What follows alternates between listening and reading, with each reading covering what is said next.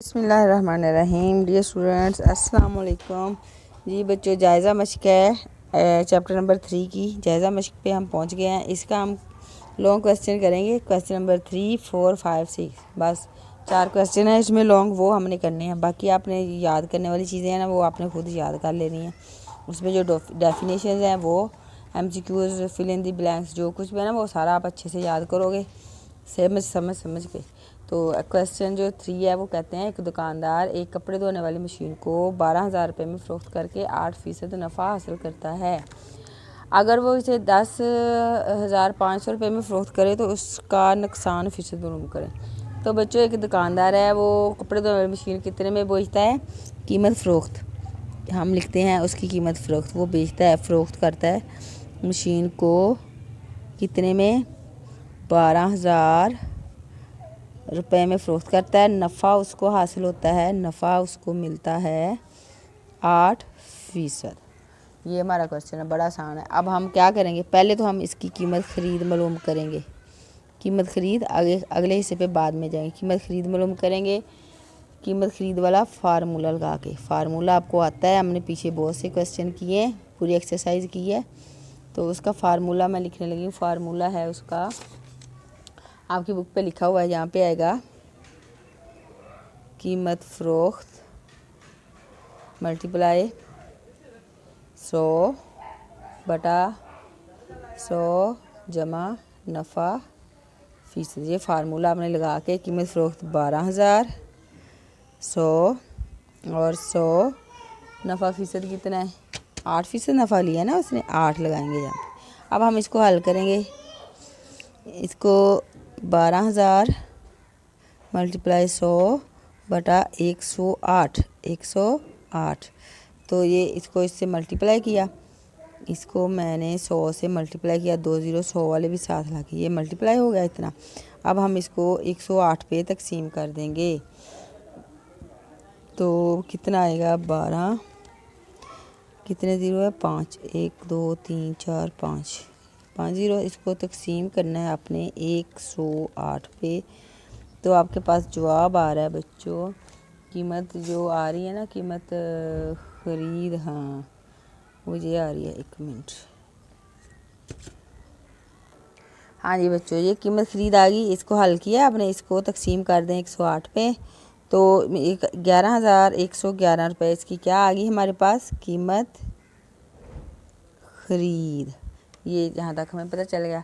अब वो नेक्स्ट अगले हिस्से में वो कह रहे हैं, अगर वो इसे 10,500 में फ़रोख्त करे तो उसका नुकसान फ़ीसद मालूम करें। अब कीमत ख़रीद इतनी है तो वो कितने में बेचेगा? कीमत फ़रोख्त नई वाली जो अगली बात वो कह रहा है, जिसमें नुकसान हो रहा है, वो कह रहा है 10,500 में वो बेच देगा। तो नुकसान कितना हुआ? यहाँ पे हम लिखते हैं नुकसान उसको कितना हुआ? नुकसान हुआ, यहाँ पे हम लिखेंगे कीमत फ़रोख्त लिखेंगे। कीमत फ़रोख्त ज़्यादा है ना, जो कीमत फ़रोख्त नहीं, कीमत ख़रीद आएगी यहाँ पे, ज़्यादा कीमत ख़रीद है। आपने यहाँ पे लिखना है, दोबारा लिख लेते हैं। यहाँ पे आते हैं नुकसान कीमत ख़रीद ज़्यादा है, माइनस है कीमत फ़रोख्त। तो कीमत ख़रीदा 11,111 माइनस बेचा उसने 10,500 में है, तो कितने पैसे उसको नुकसान हुआ? उसको नुकसान हुआ है इधर, हाँ कैलकुलेटर से हम इसको हल करेंगे। इसको नुकसान हुआ है 611 रुपये का नुकसान हुआ है। अब हम मालूम कर देंगे, नुकसान तो पता चल गया इतना है, तो नुकसान फ़ीसद कितना है? नुकसान सवाल उन्होंने पूछा है नुकसान फ़ीसद। तो बच्चों कैसे होता है, यहाँ पे हम लिखते हैं, ये फार्मूला है, नुकसान बटा होता है कीमत ख़रीद। हमेशा ही नुकसान नफ़ा का जो फ़ीसद निकालते हैं ना, नीचे कीमत ख़रीद ही आता है, और ये 100% के लिए। तो इसमें हम रखेंगे 611, उसको नुकसान हुआ है, कीमत ख़रीद है 11,111 और 100। इसको हल करेंगे, कैलकुलेटर ले लो।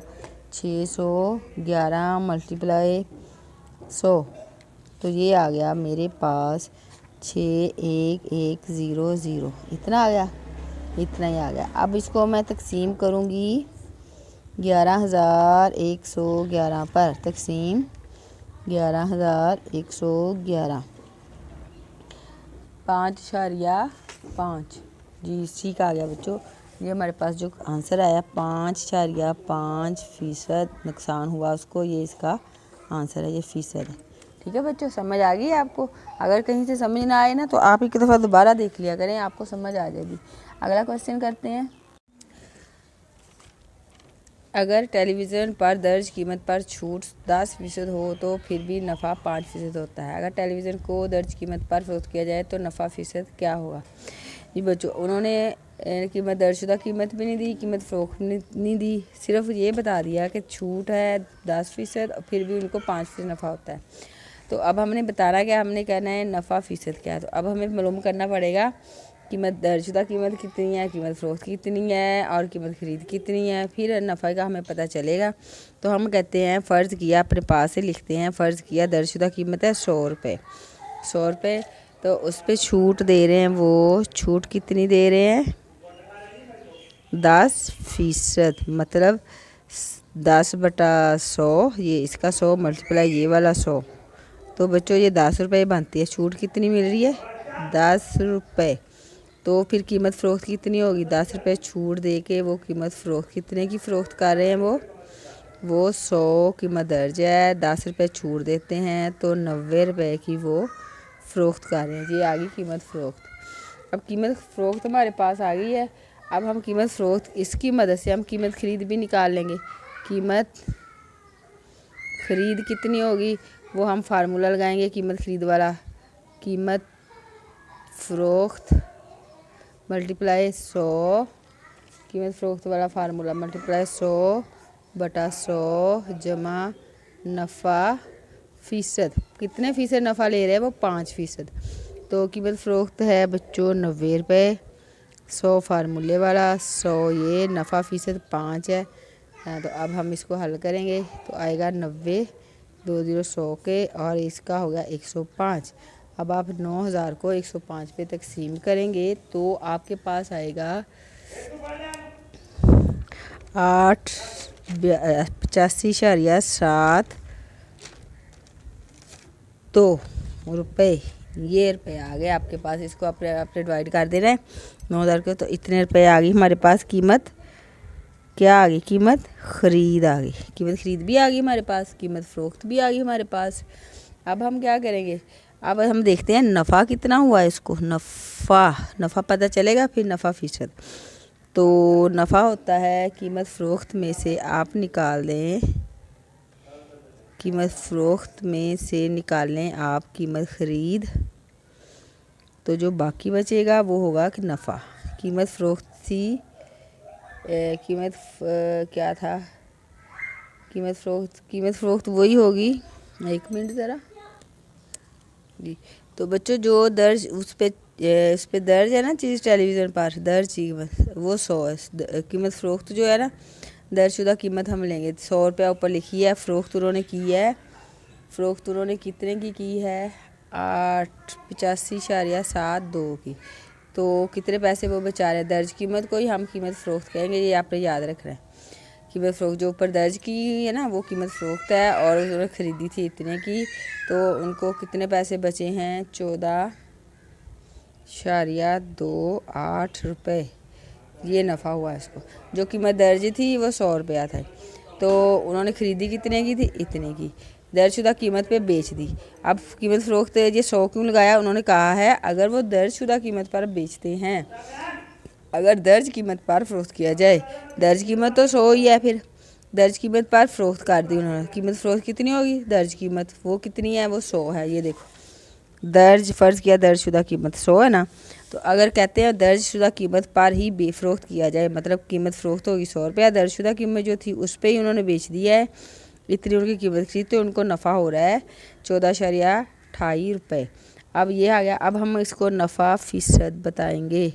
नफ़ा फ़ीसद, तो नफ़ा फ़ीसद क्या होता है? नफ़ा फार्मूला नफ़ा बटा कीमत ख़रीद। हमेशा कीमत ख़रीद पे ही नफ़ा और नुकसान फ़ीसद निकालते हैं।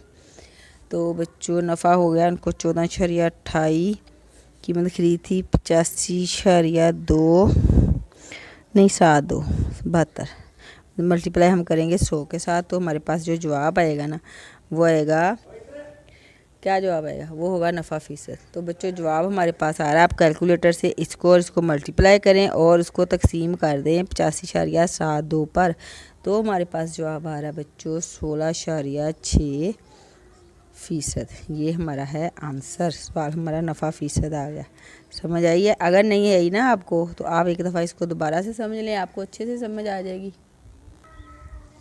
एक कारोबार में 33,000 रुपये नफ़ा को 3 अशास में तकसीम किए, जबकि इनके हिस्सों में निस्बत 3-5-3 हो। बहुत आसान सवाल। हम कहते हैं कुल मुनाफा कह लें, नफ़ा कह लें। नफ़ा है 33,000 रुपये, हिस्सों में निस्बत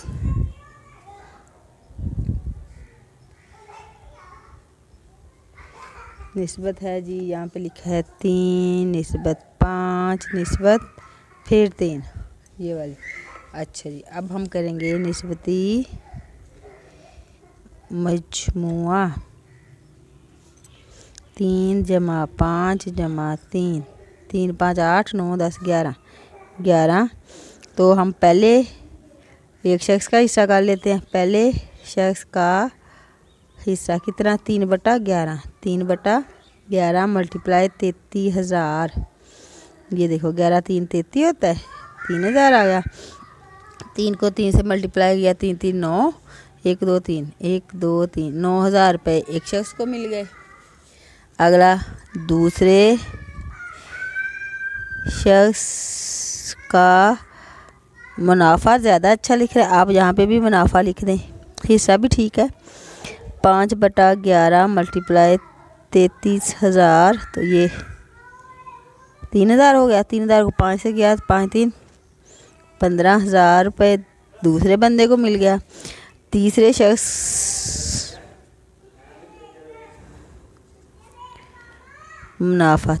का मुनाफा है फिर 3/11 मल्टीप्लाई 33,000, 3,000 आ गया तकसीम करके, 3 3 9,000 रुपये। तीनों का हिस्सा हो गया। एक का हिस्सा 9,000, फिर 15,000, फिर 9,000। कितना हो गया? 9 तो 9 18, 18 में आप 15 डालो, 18 10 28 29 30 31 32 33 पूरा हो गया ना।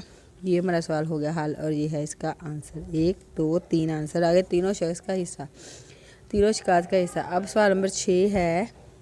सवाल नंबर 6 कहते हैं किसी फर्म के 3 अशखास नफ़ा की रकम 1,44,000 रुपये आपस में 3 4 5 की निस्बत में तकसीम करते हैं। बताइए नफ़ा में सबसे बड़ी रकम क्या होगी, नफ़ा में सबसे कम रकम क्या होगी। हमने तीनों शख्स का हिस्सा मालूम कर देना है, ठीक है।